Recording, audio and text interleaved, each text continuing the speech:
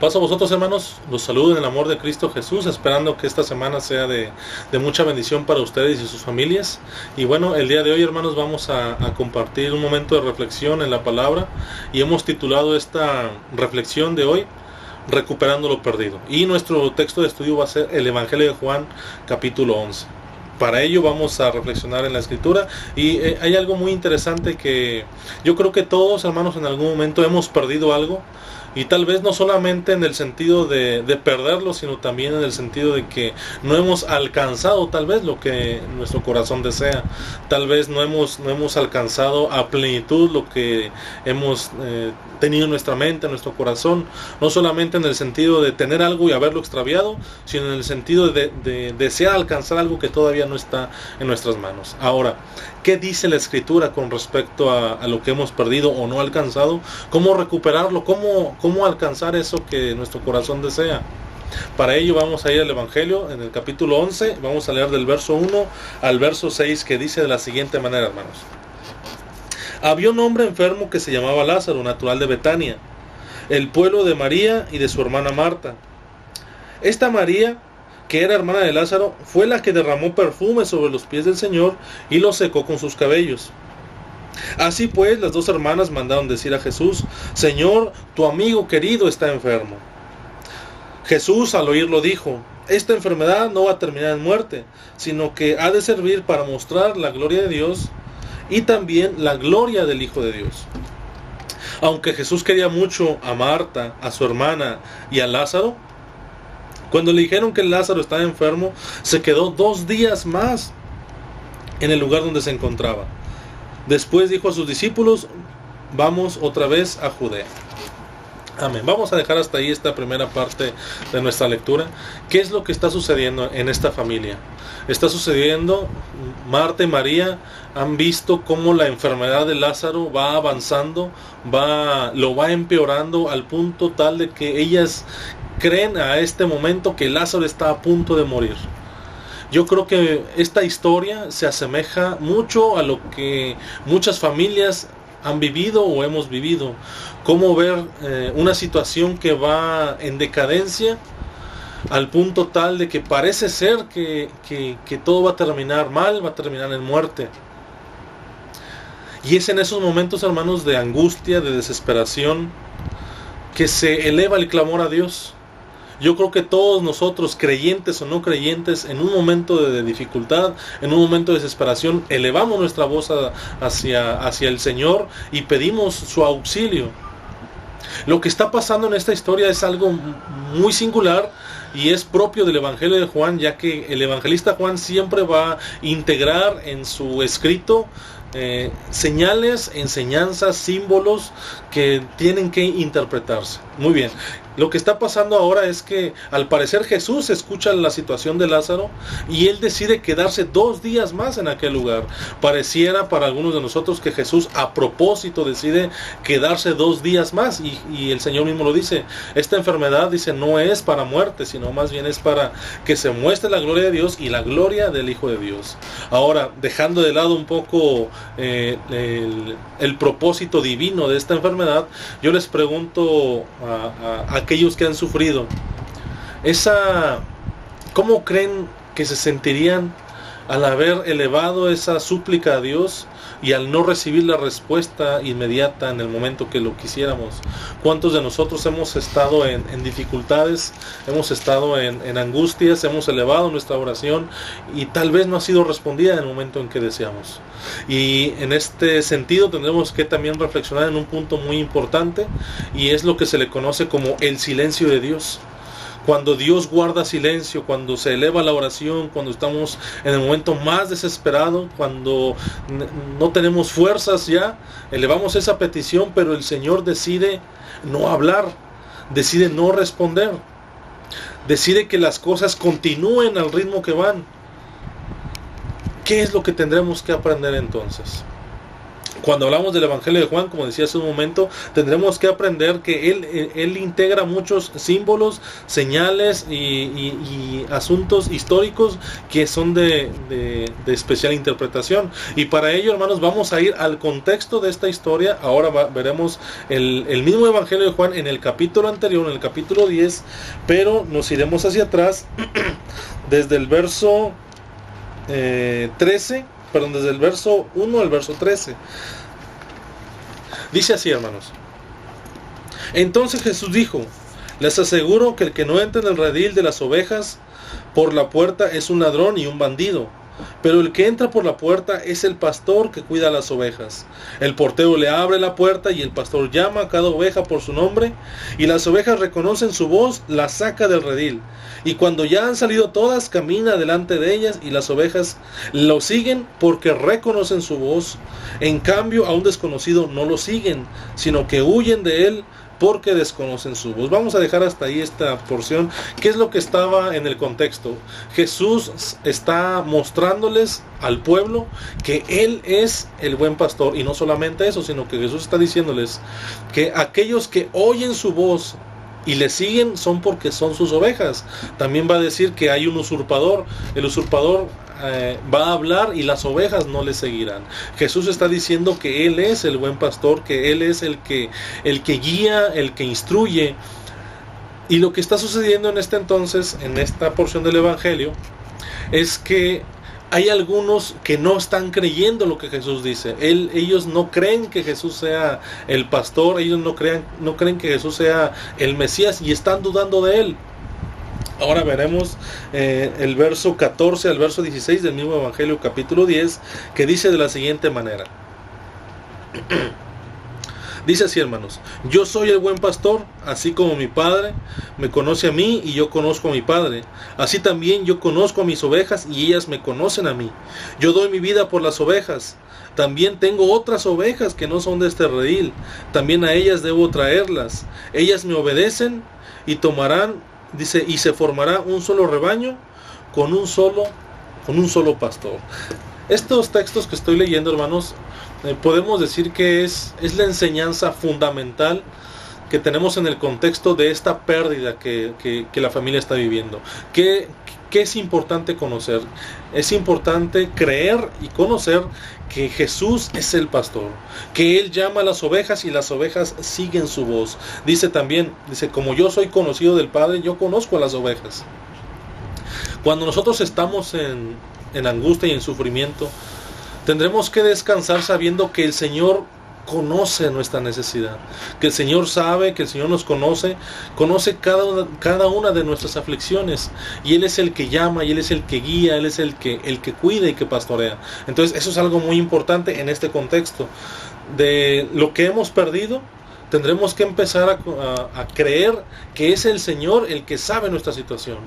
Él sabe lo que has perdido, Él sabe lo que la iglesia ha perdido, sabe lo que no has alcanzado, sabe también lo que la iglesia no ha podido alcanzar todavía, pero tendremos que encontrar nuestro descanso en Él, sabiendo que Él está al pendiente de nosotros como el buen pastor. También vamos a seguir con nuestra lectura. Vamos a ver ahora el verso 22 al verso 30 del mismo Evangelio capítulo 10, y dice de la siguiente manera. Esto va a ser muy interesante.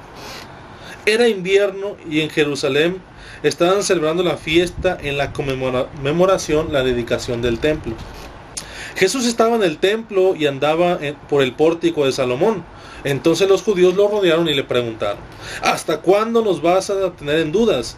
Si tú eres el Mesías, dínoslo de una vez. Jesús les contestó: ya se los dije a ustedes y no me creyeron. Las cosas que yo hago con la autoridad de mi Padre lo demuestran. Pero ustedes no creen, porque no son mis ovejas. Mis ovejas reconocen mi voz y yo las conozco y ellas me siguen.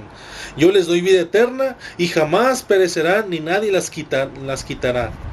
Lo que el Padre me ha dado es más grande que todo y nadie se lo puede quitar. El Padre y yo somos uno solo. Amén. Muy bien. Aquí tenemos dos aspectos que Jesús, en los cuales encontramos a Jesús inmerso, que el evangelista Juan está colocando. Número uno, el primero de ellos es algo muy interesante que dice: era invierno y estaban en la fiesta de la dedicación del templo. Es lo que se conoce como la fiesta de la dedicación. En algunas versiones lo dice y en algunas otras versiones dirá la fiesta de las luces. Esta fiesta de las luces, hermanos, esta fiesta de la dedicación del templo es algo muy, muy interesante de estudiar, porque no es una fiesta que encontramos en el Antiguo Testamento formalmente. Por ejemplo, la fiesta de los tabernáculos, la fiesta de la Pascua, son fiestas que están escritas en el Antiguo Testamento y que son observadas por el pueblo de Israel. Ahora, ¿qué es lo que sucede con la fiesta de la dedicación del templo? La fiesta de la dedicación es el momento en el cual ellos agradecen a Dios porque el templo que había sido destruido por los babilonios y por los griegos ahora se había reconstruido, y ellos estaban gozosos y alegres en el Señor porque el templo destruido ya se había reconstruido en parte, ya estaba funcional, y ellos tenían una fiesta para darle gracias a Dios porque tenían el templo ahora reconstruido. Esta fiesta, hermanos, no se encuentra en el Antiguo Testamento escrita porque es una fiesta o los motivos de esta fiesta se dieron en el periodo que se conoce como el periodo intertestamentario. ¿Qué es el periodo intertestamentario? Es el periodo desde el último profeta hasta el Evangelio de Mateo. Los historiadores dicen que desde que se escribió el profeta Malaquías a Mateo pasaron cerca de 400 años en los cuales no hubo voz profética, no hubo voces de los reyes, de los sacerdotes, no hubo escritos. Es lo que se conoce como el gran silencio de Dios. Ahora, hablando de lo que se ha perdido, de lo que no hemos alcanzado, hablando de ese clamor que le vamos a Dios para pedir que Él atienda nuestra necesidad, encontraremos un tiempo de silencio. En el Antiguo Testamento encontramos claramente cómo el templo fue destruido. El templo quedó en ruinas, y es en el periodo intertestamentario que ellos pueden nuevamente reconstruir el templo. Y es entonces ya en los evangelios que encontramos que la fiesta de la dedicación es una fiesta que ya tenía tiempo de celebrarse. Quiere decir esto, hermanos, que al poner nuestra fe en el Señor, al poner nuestra esperanza solamente en Él y seguir confiando en Él, entonces, aun y cuando tenga que pasar un tiempo de silencio, después de ese tiempo de oscuridad, de ese tiempo de angustia, sin duda vendrá un tiempo de fiesta. Sin duda vendrá un tiempo en el cual todos nos gozaremos. Y eso es un preámbulo de lo que la iglesia vive a nivel comunitario, de lo que la iglesia vive a nivel personal, de lo que las familias viven también. Personalmente, ¿qué hemos perdido? ¿Qué no hemos alcanzado? Como familia, ¿qué hemos perdido? ¿Qué es lo que no hemos alcanzado? Tal vez habrá un tiempo de silencio en el cual tendremos que reencontrarnos con el Señor. Y lo maravilloso es que nos muestra que después del silencio, después de no escuchar la voz de Dios o de sentir que el Señor no está al pendiente de nosotros, viene un tiempo de fiesta. Muy bien, hermanos. Quiero que veamos otro ejemplo. Vamos a buscar ahora el primer libro de Samuel. Vamos a ver otro tipo de pérdida que también tiene mucho que ver con lo que todos estamos viviendo. Es el primer libro de Samuel, en el capítulo 30, del verso 1 al verso 8. Vamos a ver a el rey David. Dice así, mis hermanos: al tercer día, David y sus hombres llegaron a Siclag, y se encontraron con que los amalecitas habían invadido el Negev y atacado a Siclag, destruyendo e incendiándola. También se habían llevado prisioneras a las mujeres y a todos los niños y adultos que estaban allí, aunque no habían matado a nadie. Cuando David y sus hombres llegaron a la ciudad y vieron que estaba quemada y se habían llevado prisioneros a sus mujeres, hijos e hijas, se pusieron a llorar en voz en cuello hasta quedarse sin fuerzas. También habían hecho prisioneras a las dos mujeres de David, a Ahinoam, a Jezreel y a Abigail, la viuda de Nabal, el de Carmel. David estaba muy preocupado porque la tropa quería apedrearlo, pues todos estaban muy disgustados por lo que había sucedido a sus hijos. Sin embargo, puso su confianza en el Señor su Dios y le dijo al sacerdote Abiatar, hijo de Ahimelech: por favor tráeme el efod. Y cuando Abiatar le llevó el efod a David, consultó al Señor y le preguntó: ¿debo perseguir a esa banda de ladrones? ¿Podré alcanzarla? Y el Señor contestó: persíguela, pues la alcanzarás y rescatarás a todos los prisioneros. Amén. Vamos a dejar hasta ahí nuestra historia de David. Aquí, hermanos, sin duda vemos otro tipo de pérdida. Vemos que la situación es violenta, es angustiosa. Y al hablar de esta situación, yo creo que nosotros también podemos bien, a lo mejor, sentirnos identificados por la forma violenta, áspera, por la rapidez de los sucesos que están sucediendo. Pero hay algo que tendremos que reforzar por medio de la Escritura: es que aun y cuando había lloro y clamor, aun y cuando había desesperación, el rey David, lo primero que hace es poner su confianza en Dios. Él pone su confianza en Dios aún en medio de que el pueblo está triste, aún en medio de que el pueblo está llorando a voz en cuello, aún en medio de que varios de sus hombres están buscando apedrearlo a él por lo que sucedió a sus familias, aún y cuando la situación es angustiosa, desesperante, violenta, él decide poner su confianza en Dios y decide consultarle. Él busca la guía de Dios. Nosotros, hermanos, cuando estamos en aflicción o en situaciones problemáticas, también tendremos que poner nuestra confianza en Dios. También tendremos que poner nuestra confianza, nuestra paciencia, nuestra fortaleza en el Señor y buscar la guía de Él. Muy bien, eso es algo que todos tendremos que reconocer de nuestro Dios. Ahora continuaremos con nuestra lectura en el Evangelio de Juan. Ahora leeremos del verso 7 al verso 11 del Evangelio del capítulo 11, y dice así: después dijo a sus discípulos: vamos otra vez a Judea. Los discípulos le dijeron: maestro, hace poco que los judíos de esa región trataron de matarte, ¿y otra vez quieres ir allá? Jesús les dijo: ¿no es cierto que el día tiene 12 horas? Pues si uno anda de día, no tropieza porque ve la luz que hay en este mundo. Pero si uno anda de noche, tropieza porque le falta la luz. Entonces añadió: nuestro amigo Lázaro se ha dormido, pero voy a despertar. Muy bien, aquí en el Evangelio de Juan va a insertar lo que se le conoce como una tensión. Estamos hablando ahora del día y la noche, la luz, las tinieblas. Jesús dice: vamos en camino a ver a Lázaro. Y sus discípulos dicen: Señor, pero allá está aquellos que querían matarte. Y Jesús les va a responder, dice: el que anda de día, dice, puede ver y no va a tropezar, porque ve a la luz del día. Pero el que anda de noche, dice, ese no puede ver y ese es el que va a tropezar. ¿Qué es lo que está diciendo Jesús? Para recuperar aquello que hemos perdido o alcanzar aquello que no está en nuestras manos, tendremos que caminar siempre a la luz del día. Tendremos que caminar a la luz de la voluntad de Dios, a la luz de su palabra, de su enseñanza. Tendremos que caminar en lo que Él nos muestre por medio de su palabra y dejar de lado todos aquellos aspectos de duda, de incertidumbre, de miedos, y empezar a confiar en la palabra que el Señor nos muestra. Jesús va a decir: si quieres encontrar aquello que has perdido o alcanzar lo que no está en tus manos hasta el momento, tienes que caminar en el día, tienes que caminar en la luz, en el conocimiento de Dios, en su voluntad. Tienes que caminar en esa guía que Él te ha dejado. Dejar de lado el miedo, la incertidumbre y empezar a caminar delante de Él. Muy bien, vamos a continuar ahora con la lectura. Vamos a pasar al verso 17 al 23 y vamos a leer de la siguiente manera. Dice: al llegar Jesús se encontró que ya hacía 4 días que Lázaro había sido sepultado. Betania se hallaba cerca de Jerusalén, a unos 3 kilómetros. Y muchos de los judíos habían ido a visitar a Marta y a María para consolarlas por la muerte de su hermano. Cuando Marta supo que Jesús estaba llegando, salió a recibirlo, pero María se quedó en casa.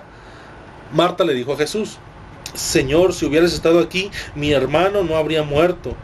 Pero yo sé que aún ahora Dios te dará todo lo que le pidas. Jesús le contestó: tu hermano volverá a vivir. Hasta ahí, hermanos. Vamos a dejar ahí un momento nuestra lectura.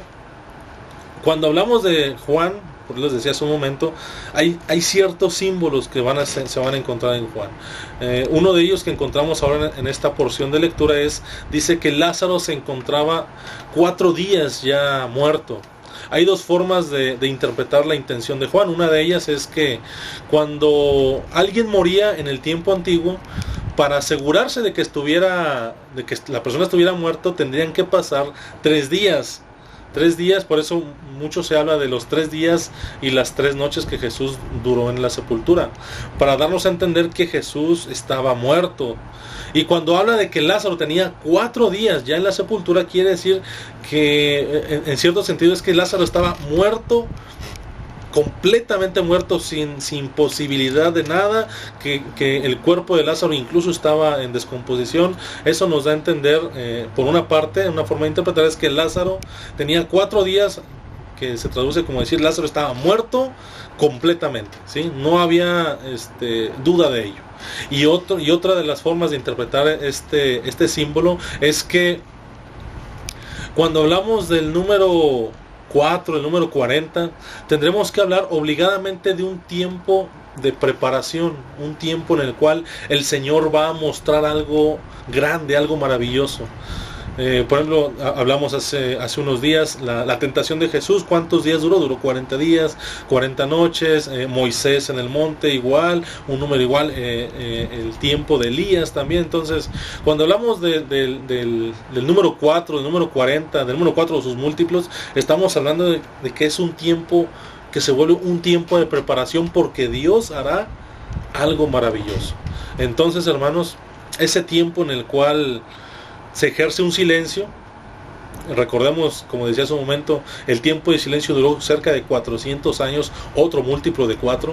Entonces entendemos que después de ese tiempo en el cual aparentemente Dios no está al pendiente de nosotros, es un tiempo en el cual el Señor hará cosas maravillosas en nuestras vidas. Y en esta lección podemos ver que Lázaro está ya en la sepultura. Lázaro está ahí, sus hermanas están diciendo: Señor, si tú estuvieras, él no estuviera muerto. Y Jesús vuelve a decir, como les dijo a los fariseos, como le dijo a la multitud: si ustedes creen, si ustedes creyeren, él vivirá. Si ustedes creyeren, serán recompensados. Y lo mismo nos dice a nosotros: hay que creerle al Señor. Muy bien, vamos a ver los últimos versículos, ahora del verso 38 al verso 45, que también son muy importantes. Dice así: Jesús, otra vez muy conmovido, se acercó a la tumba. Era una cueva cuya entrada estaba tapada con una piedra. Jesús dijo: quiten la piedra. Marta, la hermana del muerto, le dijo: Señor, ya huele mal, porque hace 4 días que murió. Jesús le contestó: ¿no te dije que si crees verás la gloria de Dios? Quitaron la piedra y Jesús, mirando al cielo fijo, dijo: Padre, te doy gracias porque me has escuchado. Yo sé que siempre me escuchas.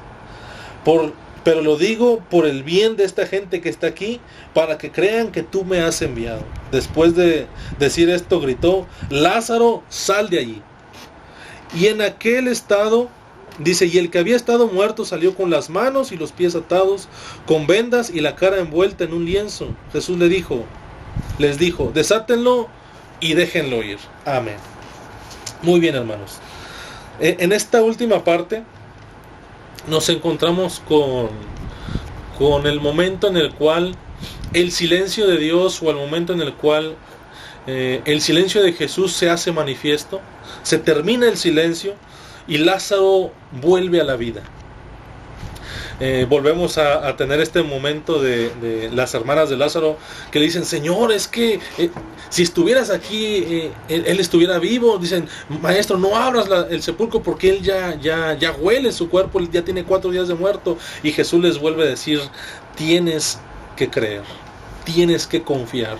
Y entonces Jesús nos muestra algo que todos tenemos que comprender, y es que mientras el mundo está inquieto, en duda, mientras hay temores, Jesús sabe que el Padre está siempre al pendiente. Y él dice: Señor, he pedido esto, pero yo sé que tú siempre me escuchas. Quien confía en Dios puede confiar en que Él hará manifiesto en su vida. Dice, y esto que he dicho, dice, no le he dicho porque no sé que no me escuchas, sino para que todos estos que están aquí sepan que tú me has enviado. Y entonces Lázaro resucita, y entonces el Señor les pide que lo liberen, y damos gloria a Dios porque ese es un símbolo, hermanos, de lo que puede pasar en nuestras vidas. ¿Qué es lo que tendremos que aprender con respecto a lo que hemos perdido, lo que no hemos alcanzado? A ese tiempo de silencio lo resumo en algunos aspectos.